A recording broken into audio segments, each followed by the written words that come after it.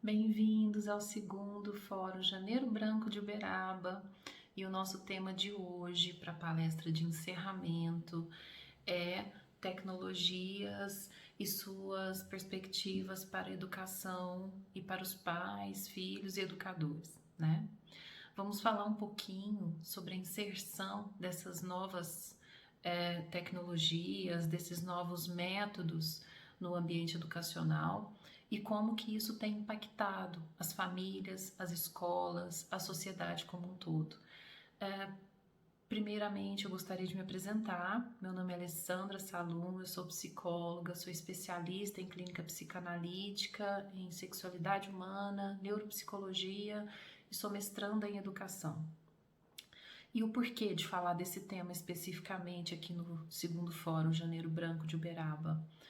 Por conta das peculiaridades que nós estamos vivendo, né? Da pandemia, de toda essa mudança que aconteceu a forceps na nossa sociedade, né?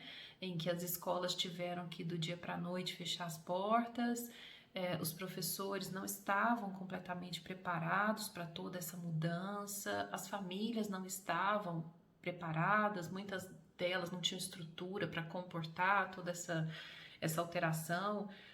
Imagine só, casas com 2, 3 filhos terem vários computadores ou vários celulares à disposição, com uma internet boa o suficiente para suportar 3, 4 pessoas conectadas numa videoaula, numa videochamada ao mesmo tempo, né?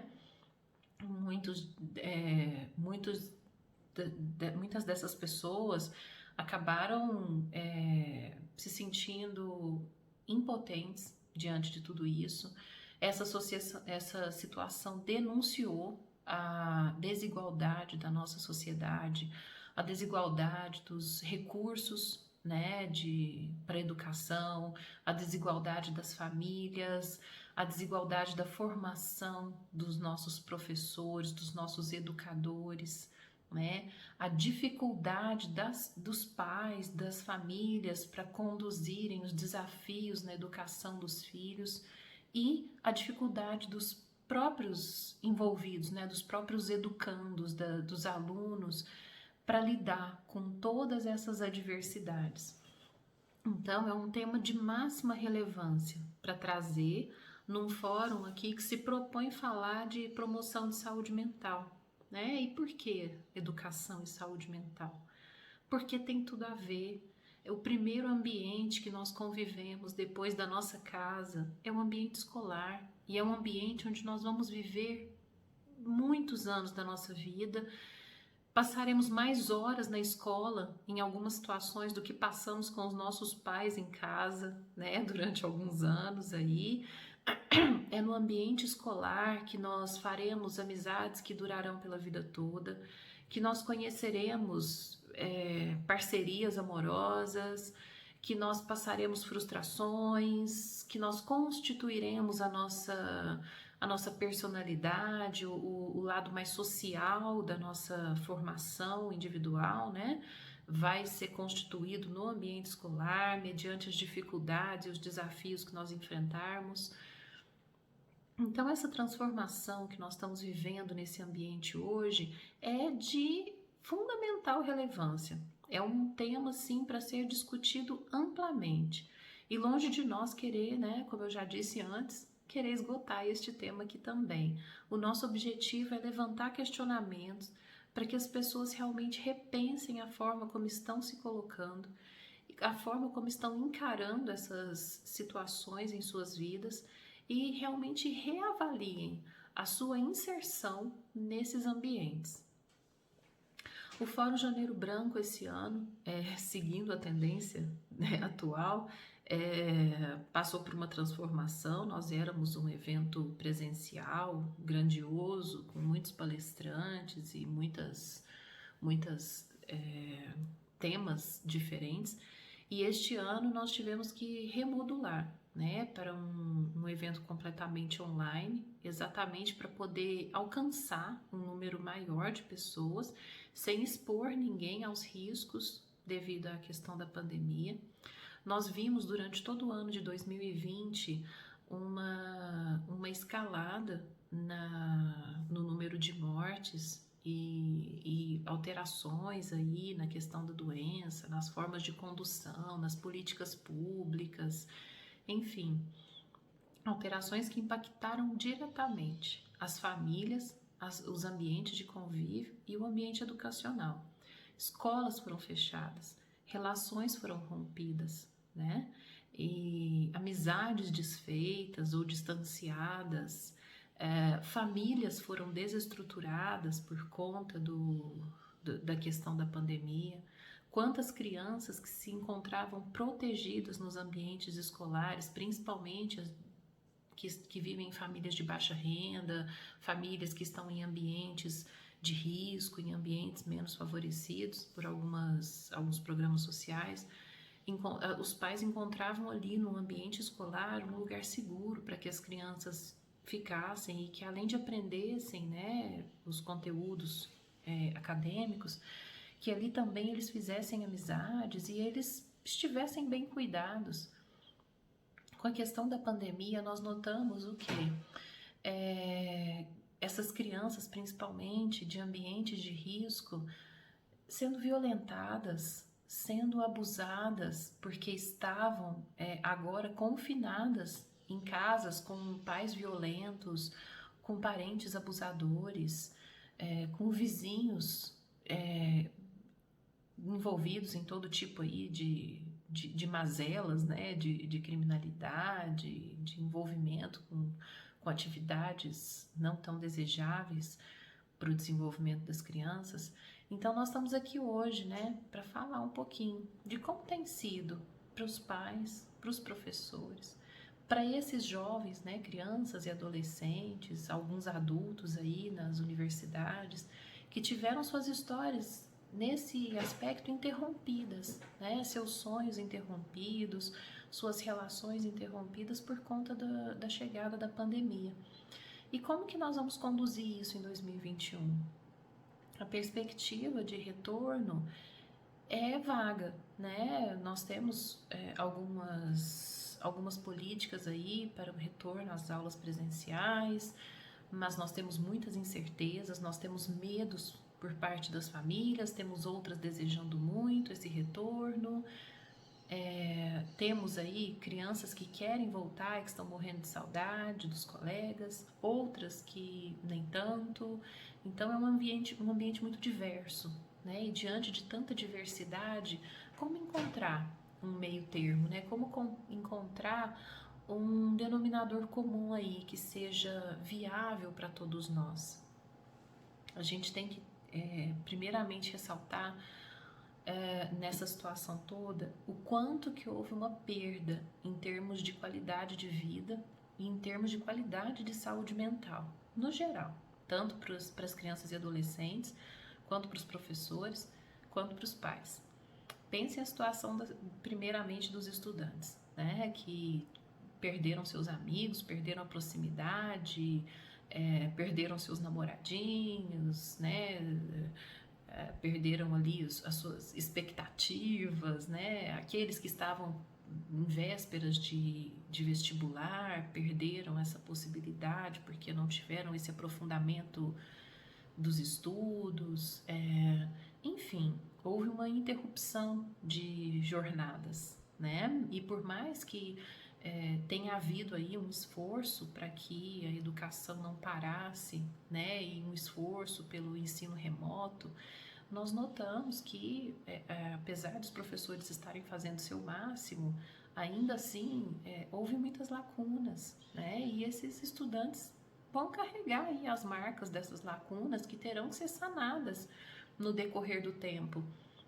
Mas é importante salientar aqui que eles tiveram uma lacuna acadêmica, mas quanto que eles aprenderam, quanto que eles puderam adquirir de experiência de vida, de resiliência, de cuidado com as pessoas mais próximas, de se preocuparem com o seu ambiente, com a sua comunidade.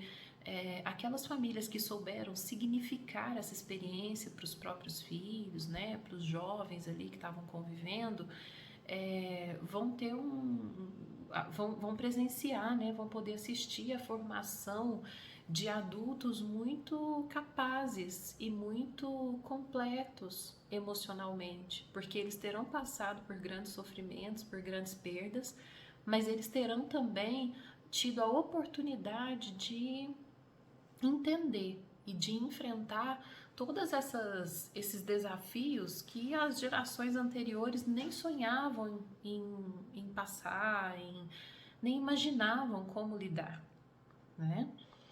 Do ponto de vista dos pais, a gente tem que se preocupar, né? O quanto que esses pais estão desgastados, porque pensa, eles tiveram que trabalhar, né? A maioria deles não teve o benefício de ficar em casa sem nada fazer, pelo contrário, mesmo aqueles que trabalharam a partir de casa, né, fizeram um trabalho remoto, estavam trabalhando, né? Imagina, ele tinha que trabalhar sabendo que ele tinha também que ensinar o filho, fazer uma complementação daquele conteúdo da escola que não pôde de maneira alguma ser feito de forma completa e integral.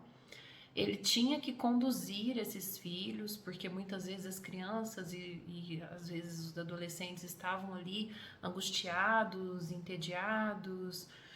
Então coube a esses pais, principalmente no início aí da pandemia, lá em março, abril de 2020, ajudar essa juventude a redirecionar o seu caminho, a encontrar um norte, a se organizar nas atividades, sendo que eles próprios, os adultos, não estavam conseguindo se organizar, estavam preocupados, tanto com questões financeiras, quanto com questões ali da própria convivência, se iam manter seus empregos, sobre o custo das coisas que ficou bastante elevado, sobre as questões de saúde, o parente ali que adoeceu, o vizinho que faleceu, quanta coisa esses adultos tiveram que enfrentar e ajudar esses jovens a significar dentro de si, né?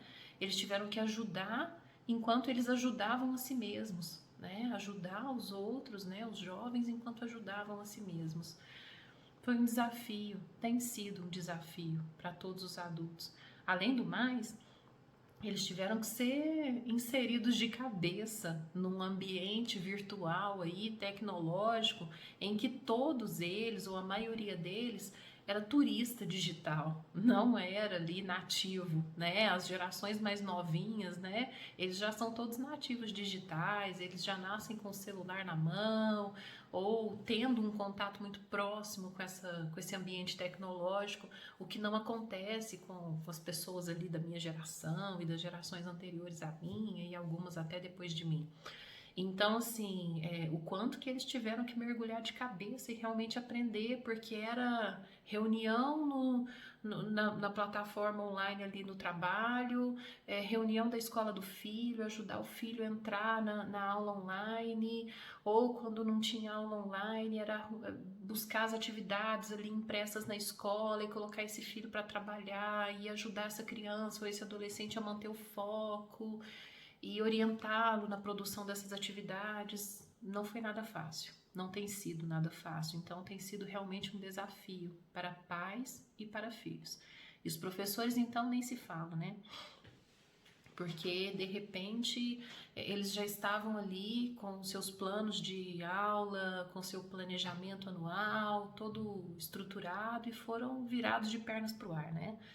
Tiveram também, assim como nós pais, tiveram que se inserir no ambiente tecnológico, muitas vezes sem ter um profundo conhecimento dessas ferramentas. E pior do que os pais, os professores tiveram que aprender a fundo, né? Como usar um quadro branco virtual, uma transmissão de tela online, inserir materiais numa plataforma digital para que esses alunos tivessem acesso aos textos, digitalizar os materiais, tornar uma aula online atrativa, porque a gente sabe que não é só ligar uma câmera e falar, né? Apesar de ter havido aí um boom de comunicadores e influenciadores digitais, a gente sabe que a boa comunicação digital, ela não é só ligar uma câmera e falar. tem muito mais do que isso, é realmente tornar essa comunicação atrativa, é saber prender a atenção do outro, é saber estimular o raciocínio do outro através de meios digitais. E esses professores muitas vezes não estavam preparados para isso, eles tiveram que rever todo o seu planejamento. Aquilo que eles faziam presencialmente, agora eles têm que fazer fora do expediente, né, no horário de casa, e a gente muitas vezes esquece que professor também é pai, que professor também tem família, também tem filho, também tem casa para arrumar, tem as mesmas preocupações que nós adultos temos com trabalho, com finanças, como que vão ficar as coisas. Eles também estão perdendo parentes, amigos, eles também estão ficando doentes. E no meio disso tudo eles não podem perder o rebolado e eles têm que manter a turma em alto astral. Eles não podem perder o gás e continuar estimulando tanto os pais que estavam desesperados quanto os alunos que estavam desorientados, né? E aí, no meio disso tudo, onde é que fica o emocional do professor? Né? Onde é que fica o emocional da equipe pedagógica e de todo esse aglomerado de afetos aí que foi atropelado pela dinâmica da pandemia? E que realmente a gente precisa ressignificar, a gente precisa realmente entender o quanto que a interação de todos esses fatores aí, né, dessas novas transformações sociais e culturais, econômicas, políticas, se processaram no ambiente de ensino-aprendizagem, né, no ambiente educacional, de uma forma muito profunda, né, e de uma forma que realmente está contribuindo para a construção de novos paradigmas. Nós estamos tendo a oportunidade de questionar o modelo tradicional de educação. Nós estamos tendo a oportunidade de questionar o modelo tradicional de ensino-aprendizagem. Será que a figura do professor como autoridade que deposita conhecimento na mente do aluno tem que se manter assim? E será que a figura do aluno como um gabinete vazio, como uma mente em branco que recebe ali todo esse material tem que se manter assim? Será que as metodologias ativas, sala de aula invertida e todas tantas outras, né, dinâmicas, jogos educativos, aulas interativas e tudo mais, será que não é hora da gente repensar tudo isso? E o modelo de família, né? Como é que tá a família no meio disso tudo? Como é que tá a interação de pais e filhos, de cuidadores e cuidados, né? E a interação do ambiente familiar com o ambiente escolar, que se é de cobrança, se é de confiança, se é de interação, se é de dependência, como que essas várias esferas estão conversando entre si? Qual é o grau de conhecimento e de interação que essas esferas estão construindo, né? É importante a gente questionar tudo isso e questionar, inclusive, os métodos de aprendizagem, né? Será que essa aprendizagem positivista, né, de que nós, da minha geração e os próximos ali, estamos acostumados, né, uma educação mais positivista, com fileiras e um professor em cima de um altinho que escreve no quadro e o aluno copia e não pode questionar muita coisa. Será que isso ainda vai se manter? Né? O quanto que essa transformação digital que nós estamos passando veio inclusive para dar uma sacudida nessas estruturas e para mostrar que as novas tecnologias de comunicação e informação vieram para ficar e que a pandemia só fez acelerar esse processo, né? E que é um caminho sem volta. Agora que a gente descobriu que esses recursos existem, não tem mais como abandoná-los. É claro que tem como não viver só com eles, que hoje nós estamos vivendo, pelo menos a maioria, né? 100% educação online, ou educação à distância, síncrona ou assíncrona, mas estamos vivendo 100% educação online. E daqui a pouco a educação presencial vai retornar, e de que maneira nós vamos retornar, né? Qual será a parceria formada entre famílias e escola, entre comunidade e escola? Será que os muros da escola continuarão tão altos, né? Os muros simbólicos dessa escola continuarão tão altos? Será que essas crianças continuarão tão confinadas lá dentro, né? Será que essa escola não pode conversar com a comunidade e construir um núcleo ali de interação e que possa compor novos saberes para a inserção social desses sujeitos sociais que são os alunos, né? E como é que os pais vão lidar com tudo isso? Como é que os professores vão lidar com tudo isso?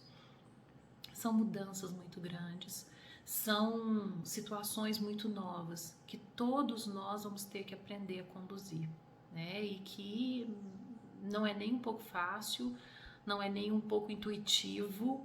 Nós vamos ter que aprender com a experiência, com acertos e erros. Vamos ter que aprender que em vários contextos o melhor jeito de aprender é na interação social, é na participação comunitária, e não no modelo, como diriam antigamente, né, no cuspe-giz.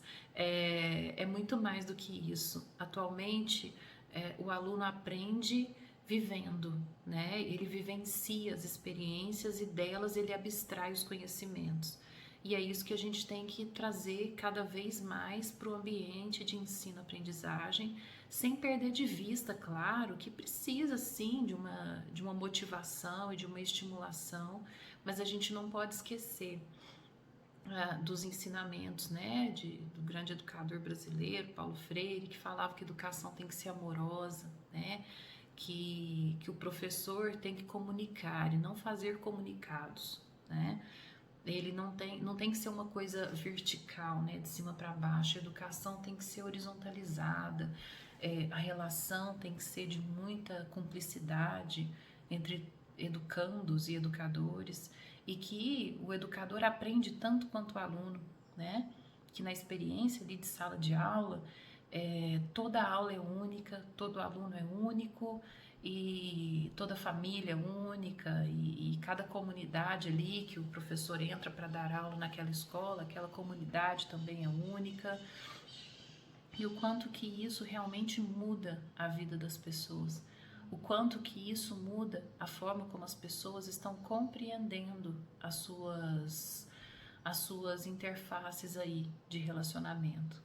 E o quanto que esses alunos estão trazendo para o ambiente de educação da sua cultura de origem, né? Da sua cultura doméstica, da cultura ali da sua vizinhança, dos seus parentes, dos seus ancestrais, e que tudo isso pode sim e deve ser incorporado no ambiente de ensino, e aquilo que não couber nesse ambiente precisa ser ressignificado, né? Para essa criança, para esse adolescente, para que ele entenda esse processo de uma educação mais ativa, né? Em que o aluno seja participante ativo do processo.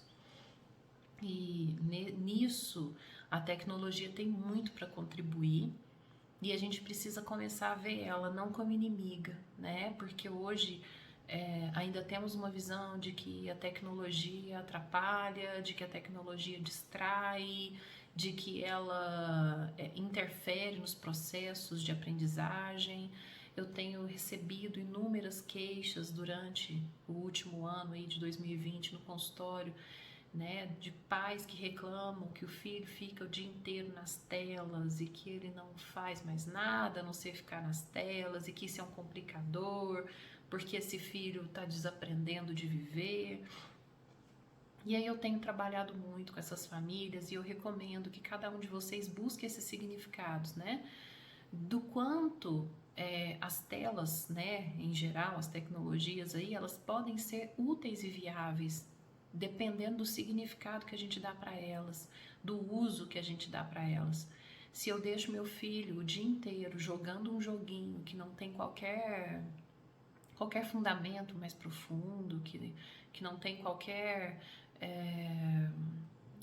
qualquer crítica, qualquer construção, qualquer estimulação pedagógica.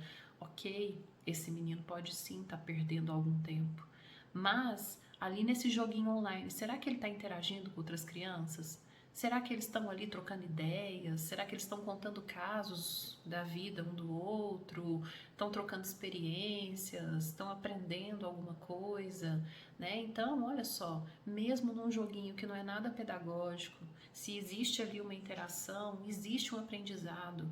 Se não existe a interação e nem a pedagogia no jogo, existe pelo menos um trabalho ali de coordenação motora fina, né, de coordenação visomotora, porque o menino precisa olhar para a tela e calcular o que ele vai fazer com as mãos ou com o corpo, né, diante desse jogo, como que ele vai conduzir as experiências dele ali para ter as vitórias no jogo.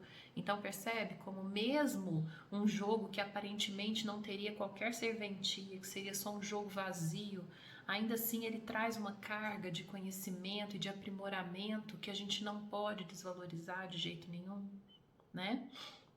E ainda mais, né, essa questão aí da tecnologia pode ajudar se as famílias souberem incrementar aí nesses tempos de tela, que às vezes é considerada aí uma tela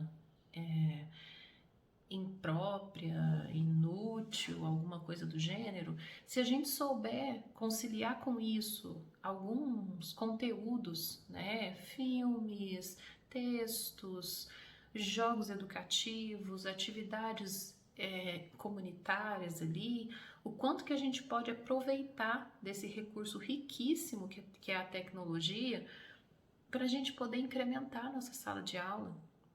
O quanto que a gente pode pesquisar e encontrar jogos de estimulação psicomotora, jogos de estimulação de raciocínio, de construção de conhecimento, de consolidação, né? Jogos inclusive de interação social, de solução de problemas. Quantos roleplays a gente encontra aí na internet, né? Jogos de RPG virtual que você consegue ali trabalhar com o adolescente, solução de conflitos, tomada de decisões, uma postura mais proativa, mais assertiva diante das intempéries aí da vida, né, dos desafios cotidianos, o quanto que tudo isso tem significado e precisa ser realmente levado em consideração, tanto pelas famílias quanto pelas escolas e professores. Então, primeiro passo, vamos parar de demonizar a tecnologia. A tecnologia foi um recurso que nós humanos inventamos, né? Desde lá, a primeira pedra que o ser humano usou para bater em alguma coisa, usou aquilo como ferramenta, aquilo já era tecnologia. A fala, a nossa forma de expressar é uma forma de tecnologia, né? Assim como os computadores, o martelo, o prego, e cadeira, mesa, todo tipo de elemento que nós construímos a partir da nossa capacidade de saber e de criar, tudo isso é tecnologia. E tudo isso está a nosso favor, porque esses elementos são criados pelo homem para o homem. E aí o que o homem faz com isso que ele mesmo cria? Qual é o sentido que nós damos para tudo isso que nós criamos, né? É para isso que nós estamos aqui, é para despertar essas sensibilidades nesse novo paradigma social que nós estamos sendo inseridos com a vinda dessa pandemia, né? Para entender que é um caminho sem volta, que a tecnologia está aí, que ela vai ficar, né? E que o que nós podemos fazer é aprimorar a forma como nós lidamos com ela, como nós enxergamos ela e como nós inserimos ela em nossa vida. Não é porque tudo está posto aí, né? E que a gente tem que usar todas essas coisas o tempo todo. Nós podemos dar simbolismos para esses elementos para entendermos a nossa vida de uma maneira mais completa e mais complexa. Então, o grande convite, né, dessa palestra nossa de encerramento aqui é para convidar a nossa sociedade para pensar que uso vocês têm dado para toda a experiência que essa pandemia trouxe para nós, né? Qual é o novo paradigma social que nós estamos vivendo e como que nós vamos nos colocar diante dos desafios dessa nova sociedade? Como que nós vamos construir os novos modelos de família, né? E como que nós vamos aprender e aceitar esses novos modelos? Como que a nova escola vai surgir diante disso? Porque a escola antiga, a escola nos antigos moldes, ela vai se transformar, ela vai passar por uma modificação, isso é inegável. E qual é a nova escola que vai surgir depois, né? Qual é o novo paradigma, o novo modelo, a nova inserção que a escola vai fazer de si mesma e dos conteúdos dela na sociedade? E como que nós vamos interagir com toda essa mudança? E a gente espera muito que seja uma escola acolhedora, uma escola amorosa, uma escola humanizada, que considere os indivíduos nas suas singularidades e que entenda os saberes e as competências não só nas profissões tradicionais, né, que não forme só engenheiros, médicos e advogados, mas que forme artistas e que forme técnicos em diversas áreas e que forme seres humanos integrais. O grande papel da educação hoje, e a tecnologia contribui muito para isso, se bem utilizada, é para a formação de seres humanos integrais. Essa educação que queremos, essa educação que buscamos, e é para isso que as famílias precisam realmente se unir. E é isso que as famílias precisam, inclusive, compreender, que nós estamos num processo em transformação e que a gente não pode mais olhar para o novo e esperar dele o velho. Eu não preciso negar completamente o velho, né? Porque eu me amparo nos conhecimentos que já existiam para construir novas ciências, mas eu preciso entender que a partir do momento que nós estamos nesse caldeirão aí de transformações, eu não posso mais esperar que velhos saberes venham solucionar novos problemas, né? Os velhos saberes vão dar a base para a criação de novas alternativas, de novas soluções, de novos caminhos. E isso não só em relação às famílias, mas também em relação às escolas, aos professores, aos gestores, né?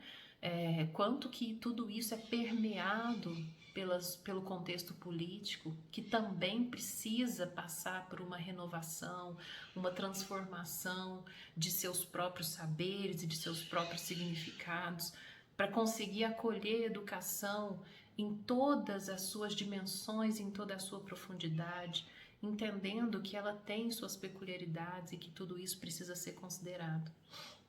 O nosso apelo aqui, né, caminhando para a finalização, né, com muita felicidade, esse lindo Fórum Janeiro Branco que foi em 2021, o nosso apelo é para que nós tenhamos essa visão de sermos novos o tempo todo, sempre.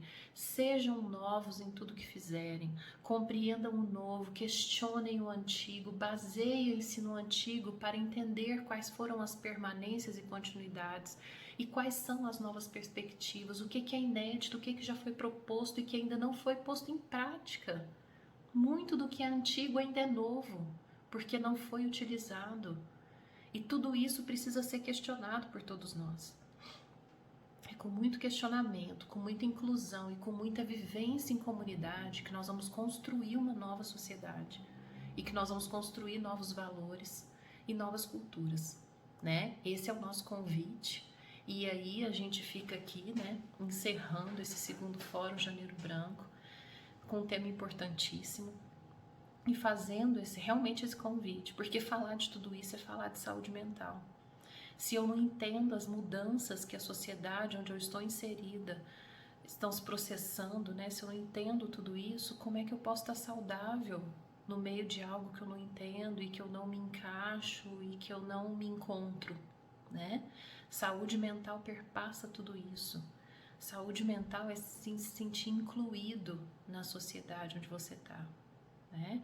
É se sentir pertencente, é sentir que você pode contribuir para essa sociedade com algo, né? Essa dimensão comunitária da saúde mental está aqui, totalmente aqui, nesse contexto da educação, né?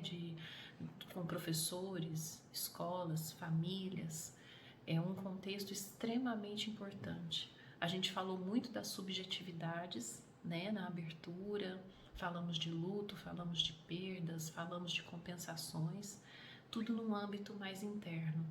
E agora aqui, né, tivemos 2 rodas de conversa já caminhando para essa inserção e fechamos muito bem, dando essa ampliada de valores, de saberes que constituem esse composto complexo, né, e que a gente tem que entender que é a nossa sociedade.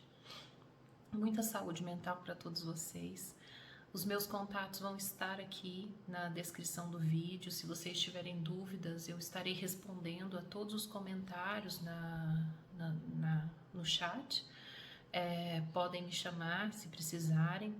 As inscrições também podem ser feitas ainda. O link também estará aqui na descrição do vídeo. Os certificados serão emitidos, né, de participação para quem precisar. E eu aguardo vocês no próximo Janeiro Branco, em 2022, se tudo der certo, presencial, num evento enorme, lindo, marcante, e se Deus quiser que a gente possa se abraçar e olhar para tudo isso como um momento de muito aprendizado, de muito crescimento, né? Mas se ainda estivermos no meio desse turbilhão, faremos um lindo evento online, aprendendo com a experiência desse e crescendo a partir desse, né? Crescendo sempre. Um grande abraço para todos, um ótimo início de ano, um ótimo caminhar para todos vocês. Muito obrigada pelo apoio todos os anos para a campanha, né? E um beijo.